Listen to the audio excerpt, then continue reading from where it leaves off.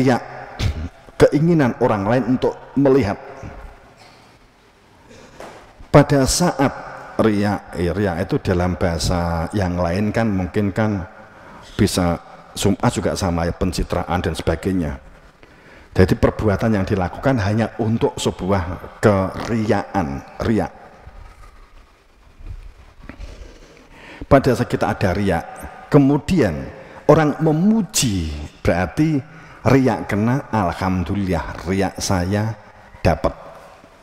Biasanya orang yang riya, kalau sum'ah, semua orang untuk mendengar siapa saya, untuk kepentingan nafsunya, kepentingan egonya.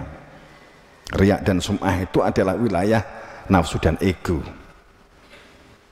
Kemudian ujub itu perilaku pujian, pinternya, bisanya, pandainya, gelarnya, hebatnya. Ujub itu adalah karena aku, karena akunya, dia bisa karena aku, dia karena aku, dia karena aku, ujub di aku. Kemudian memiliki perilaku takabur, seseorang yang cerdas untuk dipuji, ya, yang kebablasan maksud saya, yang puji, maka akan mudah larut. Orang yang senang dipuji itu mudah larut. Jadi kalau kamu itu punya koneksi dengan orang yang dipuji gampang, dia suka riak, ojo pegel. Kalau kita kesulitan memberikan, kalau kita kesulitan menasehati, kalau kita memberikan masukan, kemudian dia punya koneksi, ya ini malah kita jadikan sebagai alat, bisa jadi kita manfaatkan, bisa jadi kan begitu. Orang yang sering dimanfaatkan orang itu orang yang suka riya, sum'ah, ujub dan takabur, itu mudah sekali disusupi. Biasanya orang yang kegubel masalah besar itu adalah yuhibu kula muhtalin fakhur. Jadi kula muhtali fakhur, orang yang suka berbangga-bangga, bangga terhadap keluarganya, kemudian keluarganya orang lain memuji, wes kingko jajane metu kabeh, kan gitu ya. Dia bangga dengan prestasi, kopi ini metu kabeh, kan gitu. Saat kita larut dipuji, saat kita mencari pujian, bukan karena kita bangga terhadap pujiannya, tapi kita gunakan untuk merespon balik, menghargai, itu baru benar.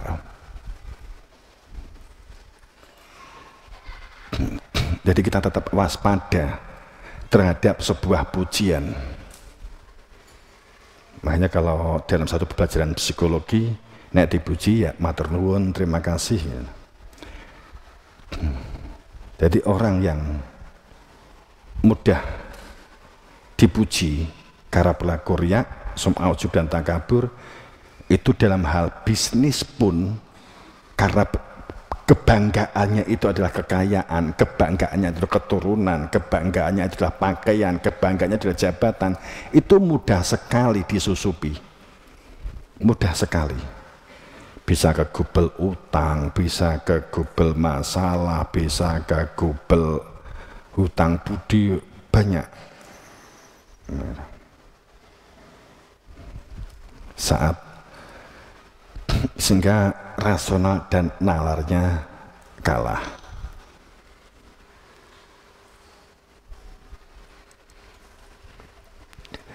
Kemudian terus ungkap juga pada satu ungkapan bahwa ma'asubah min musibah fil ard wala fi anfusikum ila fi kitabi min qabl.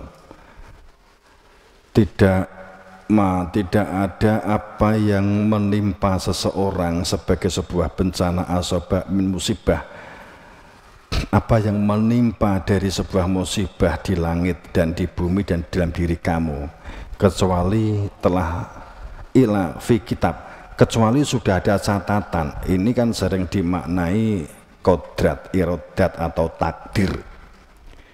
Tidak ada suatu bencana yang menimpa di bumi dan tidak pula pada diri manusia itu melainkan telah tertulis dalam kitab, dalam Quran Allah Mahfud.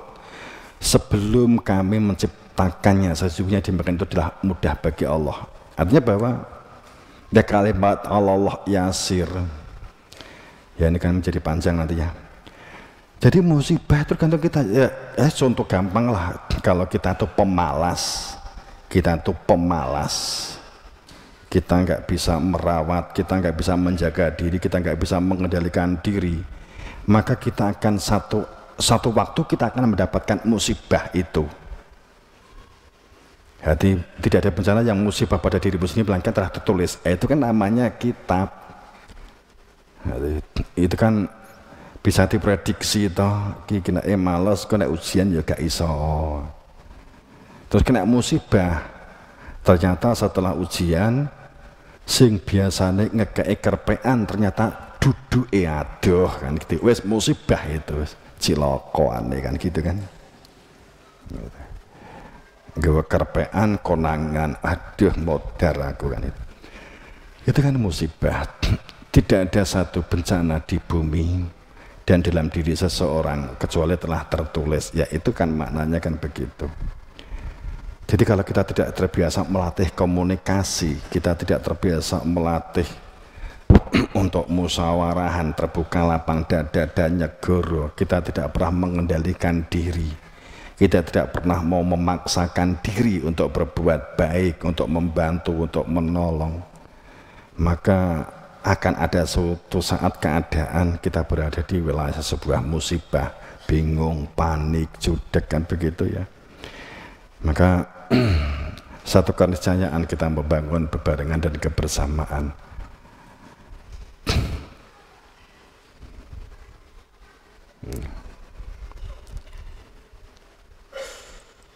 Ada jalur-jalur yang mesti ditempuh untuk menjadi yang lebih baik.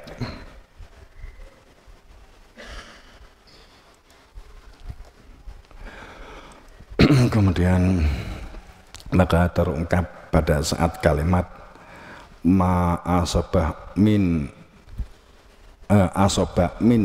musibah, sesuatu musibah yang menimpa itu untuk mengingatkan, untuk kita waspada dan hati-hati dan mempertimbangkan serta mencermati. Jadi musibah atau ujian, musibah atau pepeling, musibah sebagai pengingat yang kita terima karena kita tidak bisa menerima awalnya, kita tidak bisa menerima keadaan diri kita. Saat rasa malas kita turuti malas kita. Saat kita ingin membuli mengolok kita turuti membuli mengolok. Ternyata yang kita olok dia itu benar, ternyata yang kita bully ternyata dia lebih baik, akhirnya kita malu kan gitu. Itu kan musibah namanya. Ngalami begini terkadang kan, kita loke ternyata yang dilok bener gitu, isin rata-rata kan begitu tuh, isin. Kadang gawe kesimpulan begini ternyata salah. Maka kita butuh waspada dan hati-hati.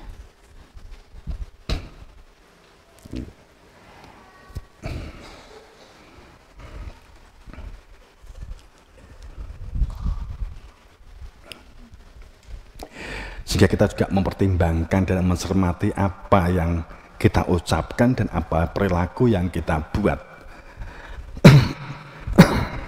Supaya tidak menjadi lubang yang akan menjerumuskan kita.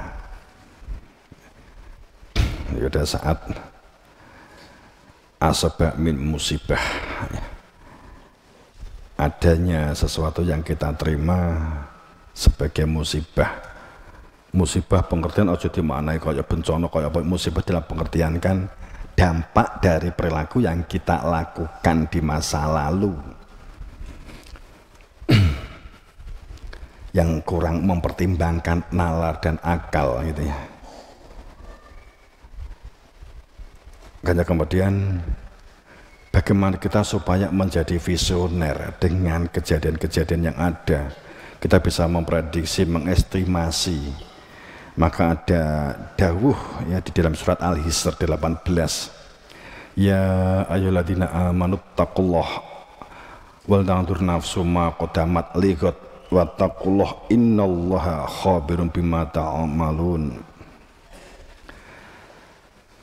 Jadi orang-orang yang beriman dalam satu fakta, saya bersaksi, itu untuk diperintah menjadi hamba yang bertakwa dan memperhatikan jiwanya. Coba ini bayangkan, di sini ada kalimat wal tangdur nafsu maqaddamat. Nanti wal tangdur nafsu maqaddamat, memperhatikan jiwanya, karena orang itu yang goncang itu adalah jiwanya. Saat kamu nggak punya skill, nggak bisa bekerja, yang goncang itu adalah jiwanya. Saat ini kita tidak mempertimbangkan dengan baik, kita tidak melatih berpikir kita tidak melatih skill keterampilan kita tidak berlatih berpikir, maka yang goncang itu jiwanya goncang. Saat orang itu nggak punya wawasan, saat orang itu nggak berwacana, nggak punya pemikiran ya, saat orang itu hidup di wilayah situasi lingkungan yang baru, sama sekali karena ada peluang yang mestinya dapat dilakukan, mungkin membaca, komunikasi nggak pernah dilakukan. Suatu saat dia hidup di satu lingkungan baru, sehingga seperti terpencil, maka kita akan goncang jiwa kita. Goncang jiwa kita. Jadi apa yang kita lakukan saat ini? Perintahnya Allah kepada orang yang beriman untuk bertakwa. Apa itu takwa? Kemudian mencermati, memperhatikan jiwa, keadaan jiwa untuk di masa yang akan datang, hari esok, baik dalam pengertian jiwa, karena yang ditemukan adalah anfus. Ini artinya apa? Saat masih di dunia ini jiwa mungkin goncang, yang jiwa goncang itu akan berpengaruh jika meninggal dunia.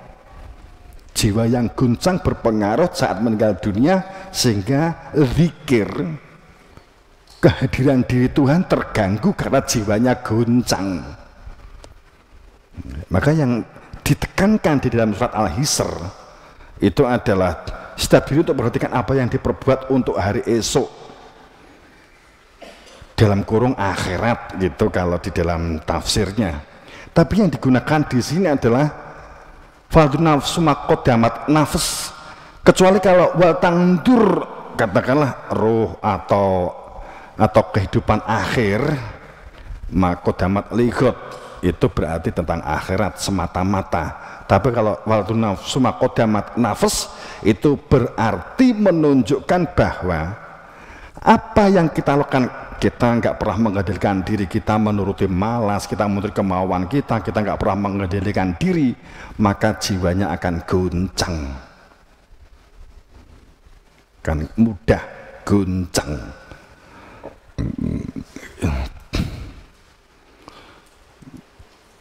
Begitu. Makanya apa sih yang disama dengan takwa? Menjalankan perintah Allah dan menjauhi larangan. Saat ada ungkapan, perhatikan apa yang jadi menjalankan perintah dengan bersungguh-sungguh, konsisten, istiqomah, mengembangkan potensi, mengelola bumi, memakmurkan bumi, membangun kebersamaan dan keluargaan. Itu kan takwa kepada Allah dalam surat Al-Baqarah. Jadi yang dimaksud dengan takwa itu orang yang konsisten. Orang yang konsisten itu orang yang tidak mudah larut Orang konsisten tuh orang yang tidak mudah larut dengan iming-iming, orang yang tidak mudah larut pada saat dia masih melakukan tugas yang dilakukan, kemudian temannya sudah selesai atau ada temannya juga mengerjakan tugas, dia nggak ikut-ikutan, enggak, aku mohon maaf saya nggak ikut main kamu, saya ingin konsisten karena demi jiwa saya, karena demi skill keterampilan ini untuk karena demi jiwa. Kemudian dia istiqomah, komayakumu istiqomah. Ini istiqomah itu menjaga niat dan tujuan. Niat hijrah kepada Allah dan utusannya, tujuannya untuk dapat menyatakan kembali kepada Tuhan. Itu istiqomah. Kemudian takwa juga bermakna mengembangkan potensi, kesadaran akal, kesadaran tangan dan kaki. Ini adalah potensi yang telah Allah letakkan di dalam tubuh kita, bergerak karena ada ruh dari Tuhan untuk mengembalikan ruh milik Allah. Maka mengembangkan potensi-potensi yang telah Allah anugerahkan yang melekat dalam diri kita dan potensi-potensi bumi. Kemudian menjadi pemakmur, tata kelola ke bumi kemakmurannya ini dengan bersinergi kita dengan membangun kebersamaan keluargaan. Kemudian fa'atu nafsu maqaddamat ligot, memperhatikan apa yang dibuat demi untuk hari esok. Dampak dari perbuatan saat ini, detik ini, itu pernuatan ya. Dampak dari perbuatan saat ini. Ya menungso itu memang tenang ngundi purbawasiso ing astane Gusti, kan sering orang Jawa katakan begitu ya. Jadi menungso itu menang ikhtiar, itu artinya berapa? Menungso tenang ngundi. Ngundi ki kayak ngundi nasib, ngundi berikhtiar. Menungso itu wenang ngundi, artinya karena faktanya Allah telah memberikan potensi akal, mata, telinga, tangan, kaki. Ya ini di skill untuk tidak supaya menjadi orang yang ingah-ingih, kecele, mudah bingung. Itu memang peluang-peluang ini harus dioptimalkan dalam diri kita. Ini aku gak nggawa jam.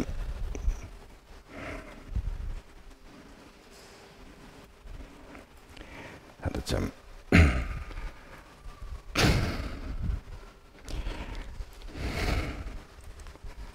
Nah sekarang gitu ya, ini kita akan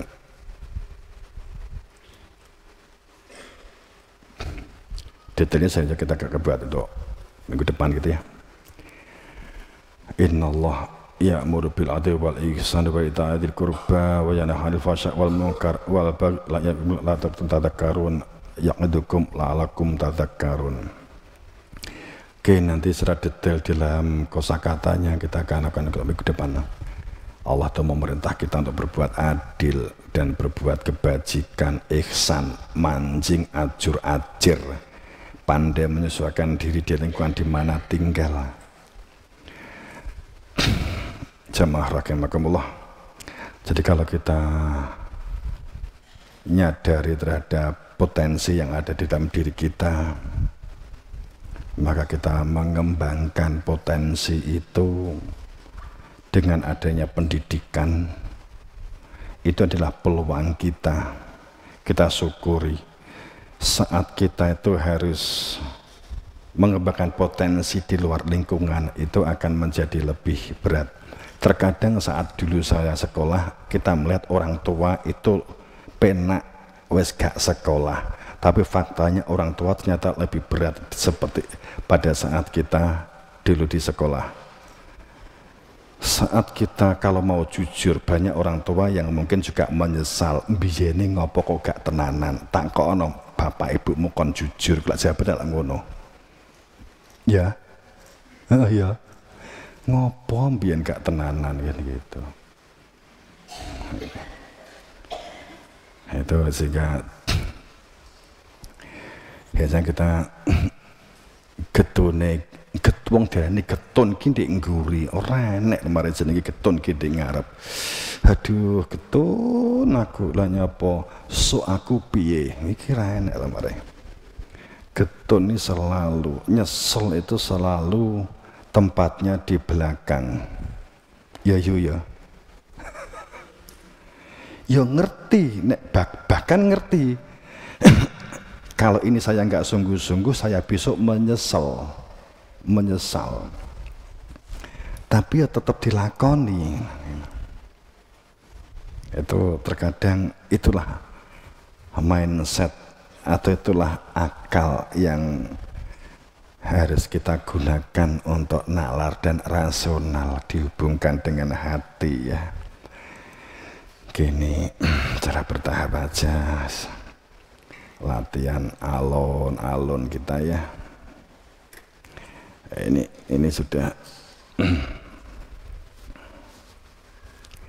kita ke depan kita lanjutkan untuk ini.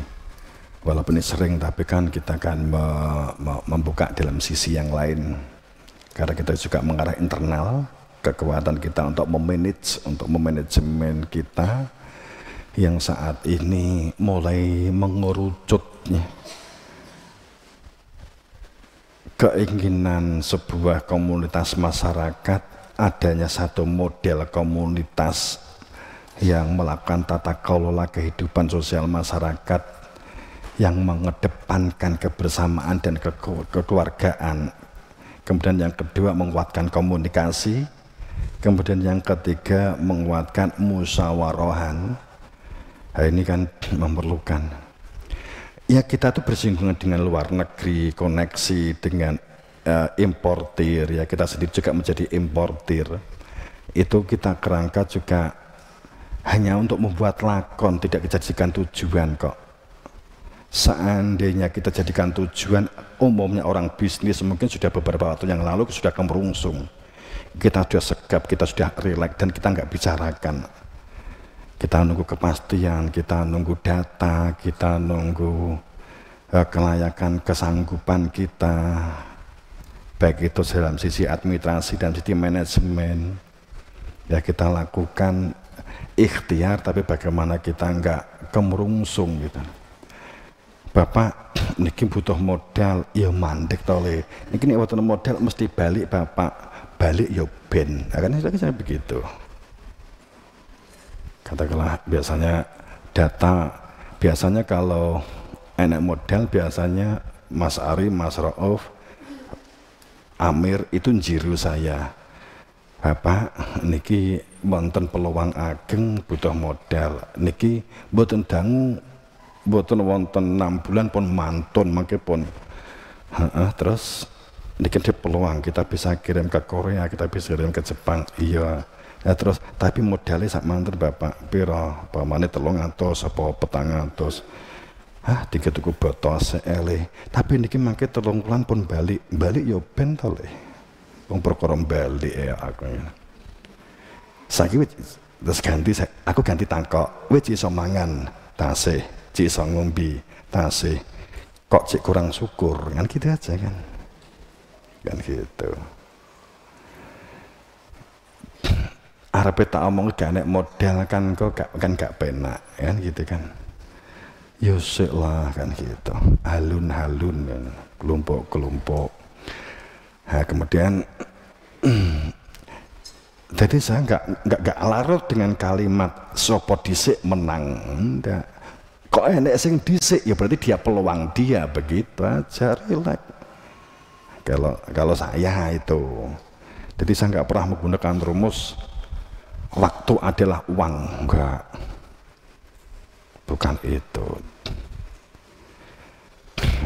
itu kan hukum wong ekonomi. Saya nggak pernah mau menggunakan itu sejak dulu. Saya sudah menggunakan rasional itu saya sejak SMP. Saya sudah nggak mau menggunakan jargon-jargon yang membelenggu gitu. Tapi memang dampaknya ya sempat rasa-rasen dengan kehidupan dunia memang ya.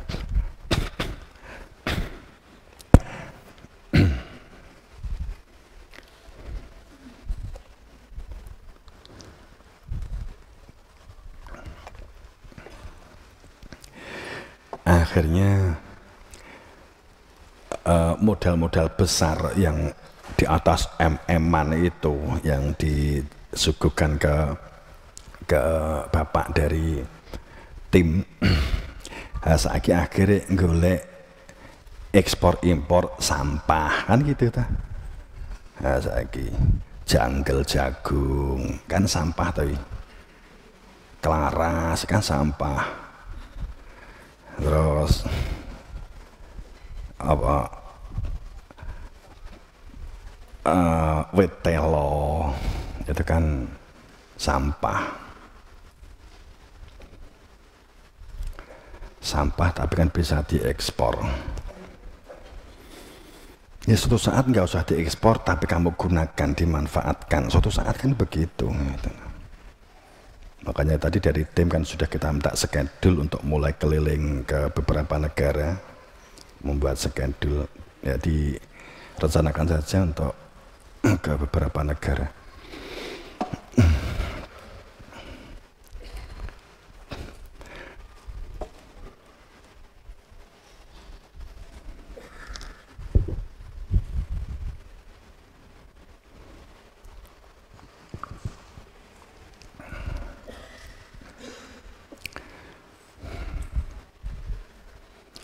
Sebenarnya kalau kamu Samang Farmakasi ini kan sebagai pikukuh, sebenarnya itu peluang. Jadi kamu kan nggak perlu bingung golek pekerjaan besok, sebenarnya kita juga mencarikan jalan-jalan untuk itu alumni. Ya, sebenarnya kan begitu juga. Kita mulai berbicara kan karena memang sudah mulai konkret, sudah mulai perilaku-perilaku sudah mulai fakta dan mengerucut unsur sains dan teknologi banyak yang belum bisa kita tangani.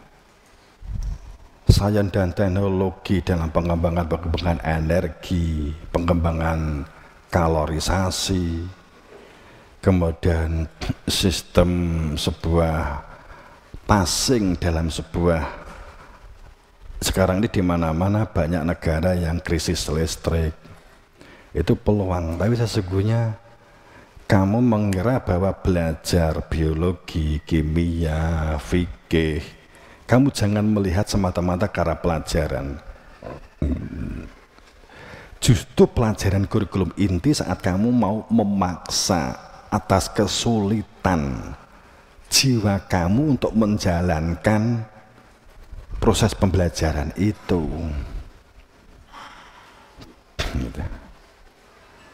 Kalau kita tidak mau memaksa untuk belajar, apalagi materinya sulit, ya, itu lebih males lagi. Tapi dari situlah Anda akan belajar. Itu sesungguhnya membentuk jalur tajri min tatihal anhar khalidina fiha abada. Itulah sesungguhnya membentuk jalur dalam sebuah aliran-aliran surgawi di dalam otak, di dalam akal, supaya berfungsi kemampuan asosiasi melihat permasalahan-permasalahan dunia antara fakta yang kejadian saat ini dengan konsep teks dan dengan pikiran rasional nalar kita. Itu memang butuh dilatih. Saat didukung dengan perilaku orientasinya adalah murni ilahiyah, maka akan jadi sesuatu yang luar biasa dalam membentuk kepribadian kamu, kepribadian kita. Kan luar biasa.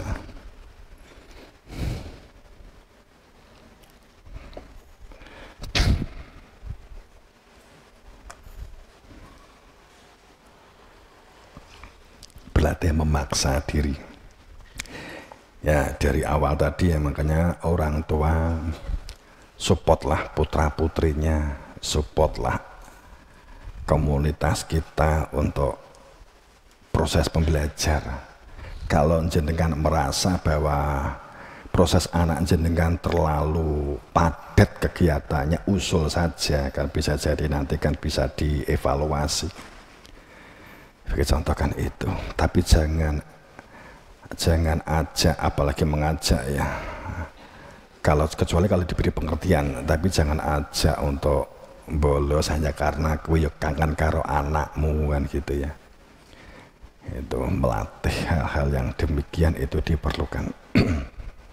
Kasihan anak-anak kita hanya karena kita tidak melatih anak kita untuk mengendalikan diri, tidak melatih kita untuk menjadi yang sabar, tidak melatih kita untuk menjadi yang memerangi nafsu jihad, maka dampak ke anak kita saat besar kembali kepada kita, repotnya kita lagi, bingungnya kita lagi, judeknya juga diri kita lagi.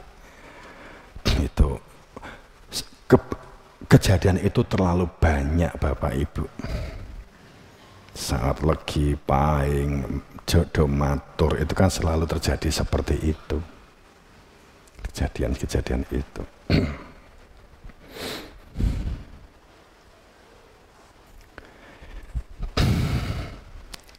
Ya sayang ya memang beri kesan sayang itu iya. Tapi jangan memanjakan. Buktinya memanjakan apa toh? Kowe iki nek anakmu ditegur orang lain, kalau itu demi baik, ya aja nesu malah matur nuwun kan begitu.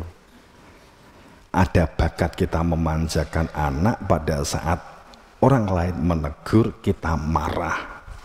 Anakku rasa melu-melu kan gitu. Biasanya kan orang tua kan ngono.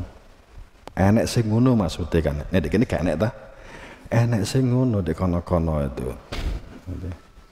Anaknya ditegur itu ngamuk malah bacok-bacokan gitu lah. Itu enek sing ngono kuwi.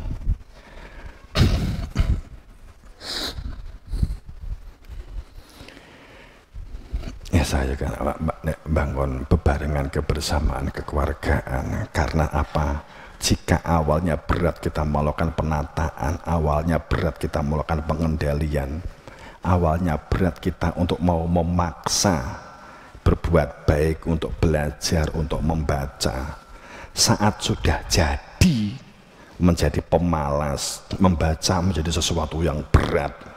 Komunikasi itu adalah sesuatu yang harus dihindari, ya.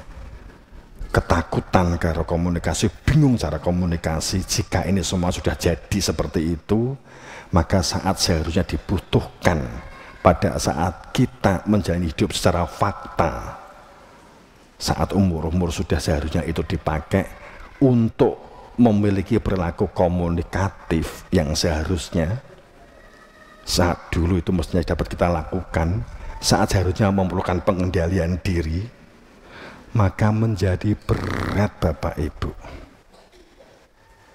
dan santriwan-santriwati. Kamu jangan melihat Bapak jadinya seperti ini. Apa kira Mbah Yai mbiyen langsung? Enggak. Dulu saya pun juga sebenarnya juga nggak mau untuk dalam posisi seperti ini. Saya juga sadar bahwa saya juga banyak salah dan kurang. Tapi jangan kamu berpikir langsung mapan enak. Enggak, semuanya yang orang sering melihat hanya jadinya. Saya mengalami secara gejolak batin, secara fisik juga luar biasa. Tapi kalau masalah membaca, masalah memaksa untuk melakukan sesuatu, insya Allah itu adalah hal yang sudah terbiasa.